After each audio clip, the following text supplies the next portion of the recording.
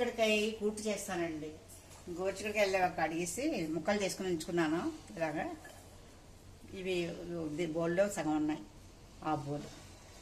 దీనికేమో శనగపప్పు కొంచెం వేస్తున్నాను. కూటుకి అర గ్లాస్ వేస్తున్నాను.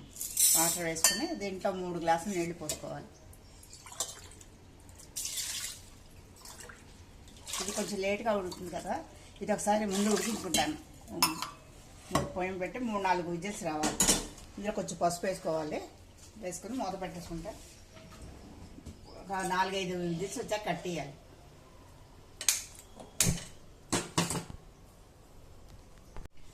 కూటకి నేను పౌడర్ చేసుకుంటాను, అదంతా చూపిస్తానండి. ఇక ఆయిల్ వేసి ముక్కుడు పెట్టాను. ఇక 2 స్పూన్లు శనగపప్పు, స్పూన్నరేమో మినపప్పు, చిన్న స్పూన్తో 2 స్పూన్లు ధనియాలు, ఒక 10 ఎండుమిరపకాయలు. ఇది మనం దోరగా వేసుకోవాలి. కూట్ అన్నింటికి ఇదే పౌడర్. కూట్ చేస్తే కందిపప్పు వేసి చేసుకోవచ్చు, పెసరపప్పు వేసి చేసుకోవచ్చు, శనగపప్పు వేసుకొని.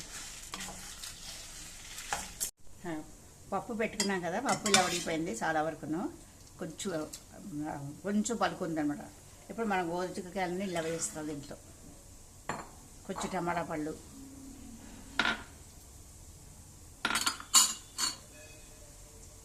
కొంచెం వాటర్ వేసుకుని మూత పెట్టిస్తాను.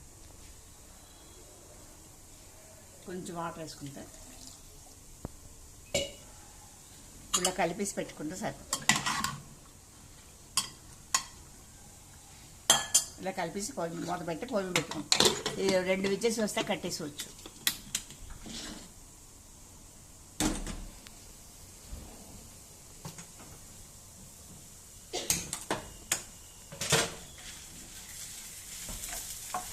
ఈ పొడి చేసుకున్నాను నేను మిక్సీలో వేసి. శనగపప్పు, ధనియాలు, మినపప్పు, మిరపకాయలు వేసి దోరగా వేసుకున్నాను. దీంట్లో మేము మెత్తగా వేసుకున్నాను. ఇప్పుడు కొబ్బరి వేయాలి. దీంట్లో కూట అనేది కొబ్బరి వేయాలండి. ఇది మళ్ళీ మిక్సీ మెత్తగా పట్టుకోవాలి. కొంచెం వాడేసాక వాటర్ వేసుకోవాలి. ఇప్పుడు ఇది అయిపోయింది, రెడీ అయిపోయింది. నేను శనగపప్పు చిన్న గ్లాసు పప్పు వేసాను, 3 గ్లాసులు నీళ్లు పోసాను. స్లోలో పెట్టేసాకల్లా 4-5 విజిల్స్ వచ్చాక కట్టేసాను. కొంచెం చల్లారాక అప్పుడు కొంచెం టమాటా పళ్ళు, ఈ గోరుచిక్కుడుకాయ ముక్కలు వేసి మళ్ళీ 2 విజిల్స్ వచ్చాయి. అప్పుడు అయిపోయింది, కట్టేసాను.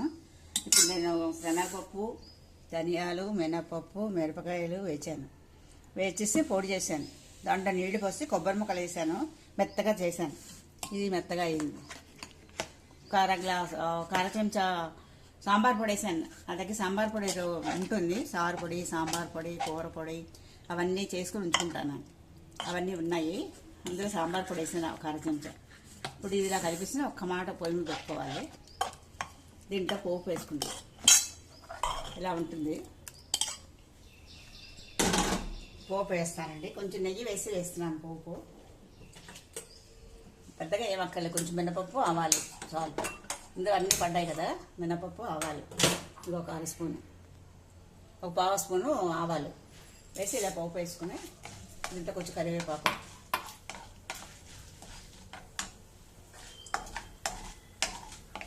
పోపు వేసుకుని ఇప్పుడు సాల్ట్ వేసుకోవాలి. దాంట్లో వేస్తాను సాల్ట్.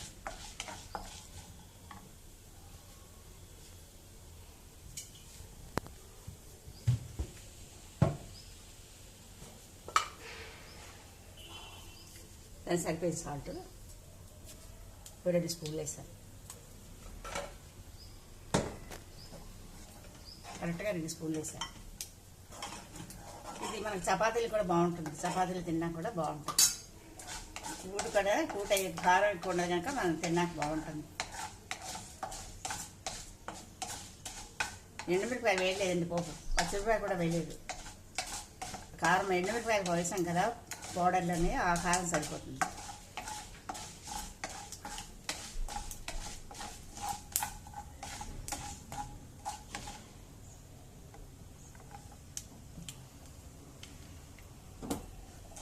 కరివేపాకు వేస్తాను.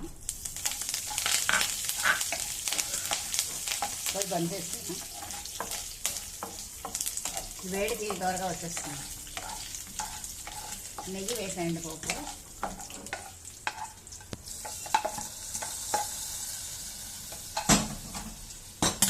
ఇక ఉడుకుతుంది. ఇలా ఉడికిపోతే చాలు, ఒక్కసారి ఉంటే.